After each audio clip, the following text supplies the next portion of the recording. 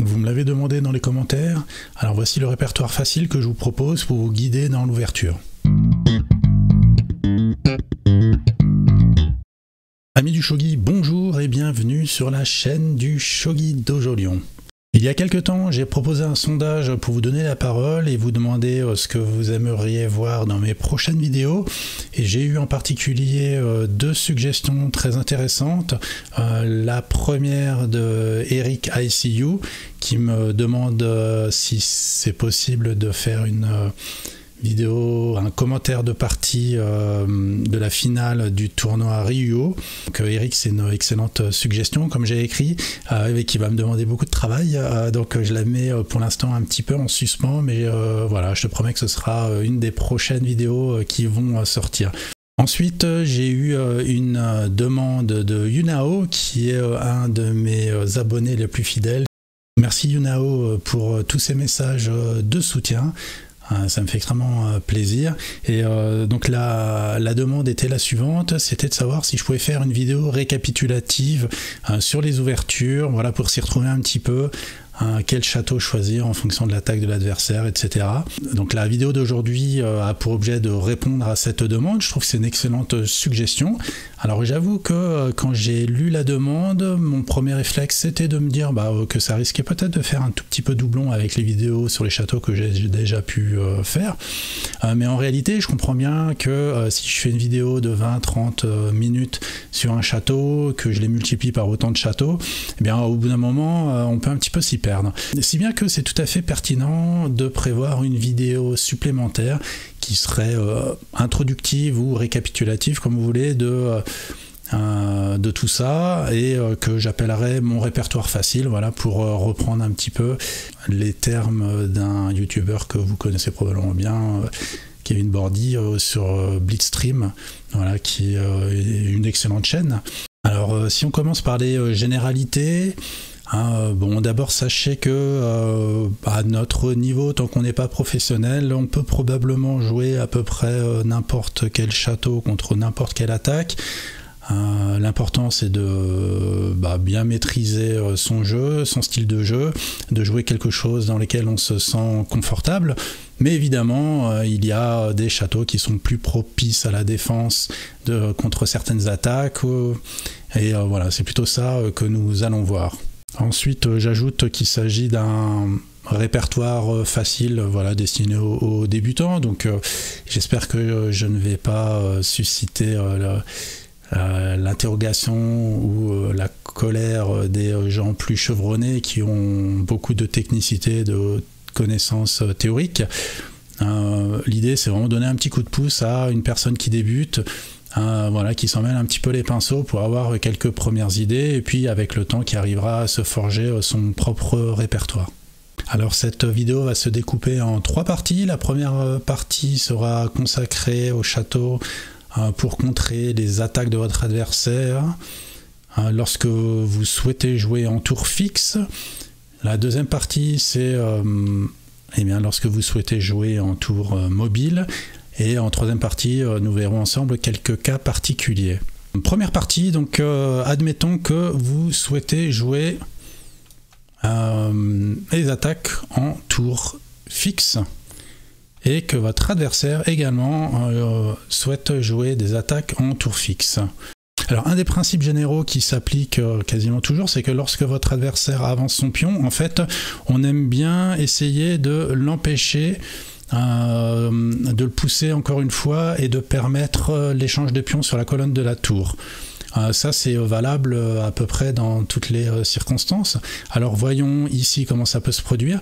Eh bien sur une attaque en tour fixe, le château qui est très efficace pour lutter contre cela, c'est le château Yagura. Alors le château Yagura, je vous présente la forme finale qui est comme ceci.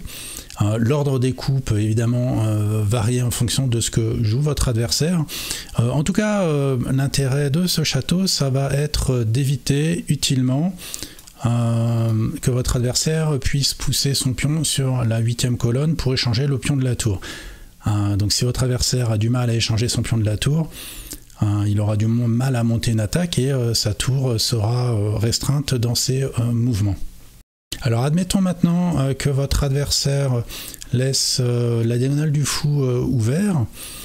Alors dans ce cas, vous allez peut-être pas forcément avoir envie de jouer le château Yagura, parce que votre adversaire pourrait rapidement donc sortir le cavalier et pourrait essayer de déloger le général d'argent ici, c'est un petit peu embêtant.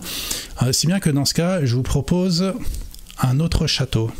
Alors je vais remettre la position de départ, donc votre adversaire joue en tour fixe, il laisse la diagonale ouverte et il sort le cavalier. Et bien dans ce cas, je vais vous proposer un autre château. Voilà, hop. Qui est le château Gangi, dans sa formation en trapèze. Alors ce château, en fait, à la différence du château Yagura, et bien, ça va être le général d'argent qui sera positionné sur 6-7 plutôt que sur 7-7. Voilà, pour éviter de se faire déloger, comme je vous le disais juste avant. Et ce château, voilà, va essayer plutôt de lutter contre la diagonale du fou adverse. Alors maintenant, imaginons que votre adversaire joue en tour centrale. Et vous, bien sûr, on continue de considérer que vous souhaitez jouer donc en tour fixe. Une fois de plus, vous allez essayer d'éviter que votre adversaire puisse trop facilement pousser le pion de la tour une dernière fois pour permettre l'échange. Alors dans ces cas-là, ce qui peut être extrêmement intéressant, c'est d'avoir un général positionné en 6-7 ou en 4-7 pour gêner la poussée. Alors dans ce cas, on pourrait imaginer que vous souhaitiez jouer un château Takamino, le grand Mino. Voilà, par exemple de cette manière. Ce qui sera intéressant ici, c'est que ce général d'or va gêner la poussée du pion, et une fois qu'il y aura la poussée du pion, il va également quand même tenir la case 5-7, parce que si le pion avance, sinon, si c'était un général d'argent, il pourrait y avoir un trou ici en 5-7. Alors une autre suggestion serait de faire un château bateau, comme ça, et puis peut-être d'amener le général d'argent qui vient défendre contre la poussée du pion central. Enfin, une troisième suggestion pour lutter contre toujours la poussée du pion peut être d'amener un général d'argent ici. Voilà, un deuxième. Donc ici, vous faites ce qu'on appelle le château Gangi en zigzag, avec ces deux généraux d'argent qui tiennent extrêmement bien la position et qui rend très difficile la poussée du pion. Et d'ailleurs, le roi en général ne reste pas sur sa case de départ. Allez, on continue. Maintenant, imaginons que votre adversaire attaque en 4e colonne. Voilà, ça c'est une position classique. Et bien dans ce cas, vous pouvez tout à fait jouer par exemple un château bateau. L'idée c'est que si la tour de l'adversaire souhaite rentrer sur l'aile, eh bien il y aura 3 généraux dont il faudra se débarrasser avant de pouvoir atteindre le roi. Autre suggestion, le château Elmo. Donc le château Elmo, c'est lorsque vous avez cette formation. Alors on peut très bien imaginer encore le général d'or venir se positionner à cet endroit et le général d'argent qui pourrait venir ici. Donc là, ce qui est intéressant, une fois de plus, c'est que eh bien, il va empêcher la poussée sur la 4e colonne. Allez, maintenant imaginons que votre adversaire attaque sur 3e colonne et donc toujours, comme on l'indiquait, vous souhaitez jouer en tour fixe. Eh bien, si votre adversaire attaque en 3e colonne, eh bien, de la même manière que tout à l'heure, vous pouvez tout à fait envisager de jouer un château bateau ou un château Elmo, avec idéalement un général d'argent qui va venir empêcher la la poussée sur troisième colonne. Imaginons maintenant que votre adversaire joue tour opposé.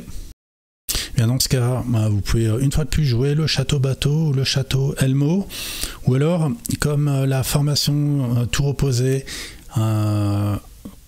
nécessitera un développement plus lent, vous pouvez tout à fait imaginer le château suivant. Voilà, donc ça commence comme un château bateau, mais ensuite le transformer en ce château qu'on appelle la tour Minot. Donc là, vous avez la formation du château Minot et le roi qui est au sommet de la tour. Donc ça, c'est un château très intéressant qui donne beaucoup d'espace de jeu à votre roi, qui est un petit peu plus long à construire. Donc vous ne pourrez pas le faire systématiquement. Donc là, je vous le propose contre une tour en deuxième colonne, mais vous pouvez tout à fait le jouer contre des tours en troisième et quatrième colonne si votre adversaire a un développement pas trop rapide. C'est-à-dire s'il ne mène pas une attaque prématurée avec un général d'argent, s'il est pas trop agressif, s'il a la diagonale du fou qui est bloquée, ça indique des développements plus modérés. Dans ce cas, peut-être que vous aurez le temps de construire ce type de château. Voyons maintenant, deuxième partie, les châteaux que vous pouvez jouer si vous jouez en tour mobile. Vous allez voir, ça va être plus rapide. Donc tour mobile, par exemple, je vais mettre la tour ici, mais je pourrais très bien la mettre là, ou alors faire de la place et mettre la tour en tour opposé. Ok ? Voilà, donc peu importe la colonne, c'est juste pour vous indiquer que vous allez jouer en tour mobile. Alors, si vous jouez en tour mobile et que votre adversaire, lui, joue en tour fixe, et bien dans ce cas, vous pouvez tout à fait construire un château Minot. Voilà, que vous avez probablement dû déjà rencontrer, j'en ai parlé plusieurs fois dans différentes vidéos. Voilà, il faudra juste bien vous prémunir contre cette dernière poussée, que probablement vous aurez votre fou, le général d'argent, voilà, qui vont défendre de cette manière. Alors, imaginons maintenant, vous jouez toujours tour mobile et votre adversaire joue tour central. Et bien, dans ce cas, idéalement, vous pouvez essayer d'avoir cette formation, un Takamino, avec ce général d'or qui vient rendre la poussée sur la cinquième colonne difficile. Bon, évidemment, vous ne pourrez pas forcément construire ce château aussi facilement, votre adversaire ne vous laissera pas forcément faire, mais si vous arrivez à avoir ce château, vous devriez être dans une position plutôt confortable, je pense. Allez, on continue. On imagine que vous continuez de jouer tour mobile, et maintenant votre adversaire jouait tour en quatrième colonne, ok. Voilà, quelque chose comme ça. Et bien dans ce cas, idéalement, vous aimeriez bien avoir, par exemple, hop là, cette défense qu'on appelle la couronne d'argent, le général d'argent qui vient couronner le roi. Alors là, avec en plus le cavalier qui est sorti, vous êtes extrêmement solide contre une attaque frontale, mais probablement que votre adversaire ne vous laissera pas faire ce château aussi facilement. Allez, on continue, vous jouez tour mobile, et maintenant, cette fois-ci, votre adversaire joue tour sur troisième colonne. Alors, les attaques sur troisième colonne peuvent être extrêmement rapides, agressives et très efficaces. Dans ce cas, vous n'avez pas toujours la possibilité d'empêcher la dernière poussée. Dans ce cas, je vous propose le château suivant, qui est le château Kinmuso, donc les jumeaux d'or. Alors une fois de plus, l'ordre des coups peut énormément varier en fonction de ce que votre adversaire va jouer. Dans l'idée, vous aurez votre roi là, le général d'argent ici, et donc les deux généraux d'or, voilà, les deux jumeaux, de l'autre côté du roi. Alors et il faut se ménager une petite porte de sortie également, c'est important. Alors cette position, en fait, elle vise vraiment à protéger la tête du roi, c'est-à-dire la case qui est juste devant le roi, avec un or, un général d'argent et le cavalier, en plus du roi qui viennent protéger donc la case en 3-7 ici. Là, de l'autre côté, très souvent, vous aurez ce pion poussé. Vous aurez le général d'argent qui défend ce pion-là, en plus du fou, pour éviter tout simplement un échange de pions ici, avec la tour qui vient là, et puis peut-être, parfois, peut y avoir des doubles attaques sur le pion, avec la tour qui est en sacrifice. Plus souvent, si la tour, elle est sur la 7e colonne, plutôt que la 6e. Mais voilà, c'est l'idée de ce général d'argent. Alors attention, si vous faites ce château, il faudra juste être vigilant. Si jamais votre adversaire part attaquer complètement de l'autre côté, il faudra être prêt à anticiper ce genre d'attaque. Alors je vais vite, puisque l'objet c'est juste de donner un premier aperçu. Après, je vous invite à aller consulter les vidéos sur chaque château ou chaque type d'ouverture pour avoir de plus amples détails. Passons maintenant à la troisième et dernière partie de cette vidéo, les cas particuliers.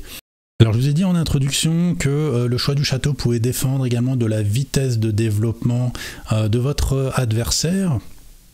Alors imaginons que votre adversaire a un développement qu'on pourrait qualifier de lent, ou modéré en tout cas, c'est-à-dire un développement lent, ça va être par exemple si il n'y a pas une attaque avec un général d'argent très tôt dans la partie, et ou si votre adversaire soit n'a pas ouvert la diagonale du fou, soit il l'a rapidement obstrué par un de ses propres pions, ou peut-être même son général d'argent.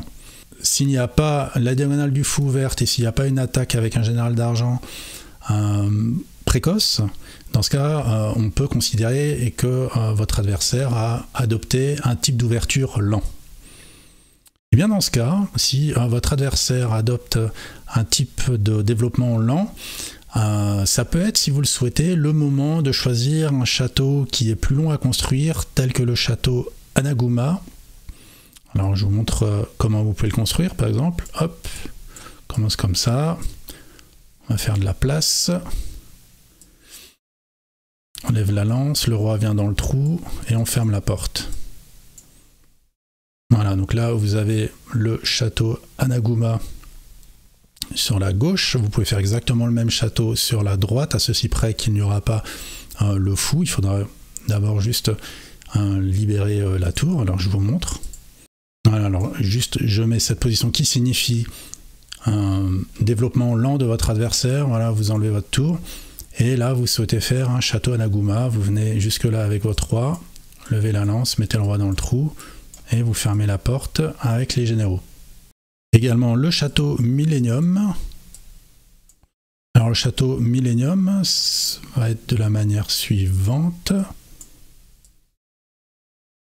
Le roi vient à la place du cavalier.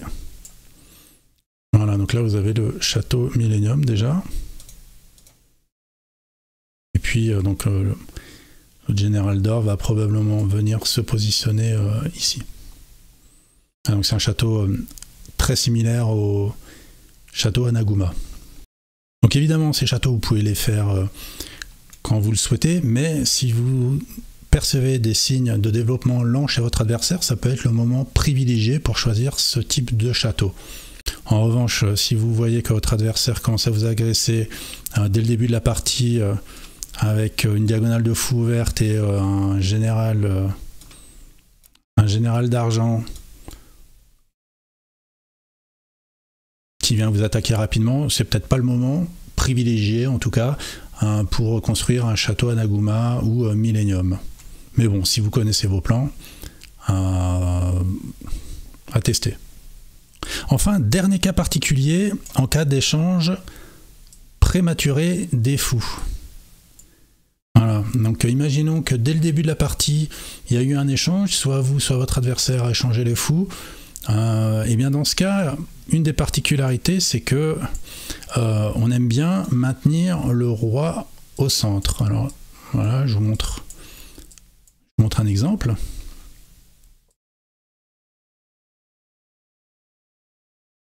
Bon, alors le général d'or, il peut tout à fait se trouver ailleurs. Là, c'est juste un exemple. En tout cas, lorsqu'il y a un échange de fous prématuré, on aime bien garder le roi au centre pour rendre le parachutage du fou adverse le plus difficile possible. Voilà, c'est tout ce que j'avais à vous présenter aujourd'hui pour ce répertoire facile.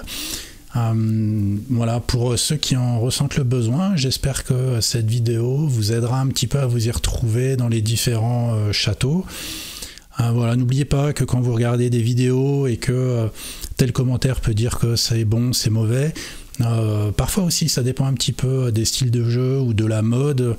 Voilà, vous lisez un livre qui a été écrit dans les années 90 qui va contredire ce qui a été écrit dans les années 80, qui lui-même sera contredit par un livre sorti en l'an 2000. Donc voilà, tous ces conseils sont toujours à prendre avec beaucoup de pincettes, et puis il faut tenir compte, comme je l'ai déjà dit dans cette vidéo, qu'au niveau amateur, c'est pas forcément ça qui va être déterminant. Bon, évitez juste peut-être de faire un château bateau si votre adversaire vous attaque en tour fixe avec en appui un général d'argent qui vient vous faire une attaque précoce. Voilà, hormis ce genre d'erreur, vous devrez pouvoir sortir de l'ouverture dans une position qui est à peu près égale. Voilà, merci encore à Yunao pour cette suggestion de vidéo. J'espère que cette vidéo répond aux attentes que vous aviez. N'hésitez pas à me proposer d'autres thématiques de contenu. Je ferai mon maximum pour les intégrer dans ma programmation. Merci beaucoup, au revoir.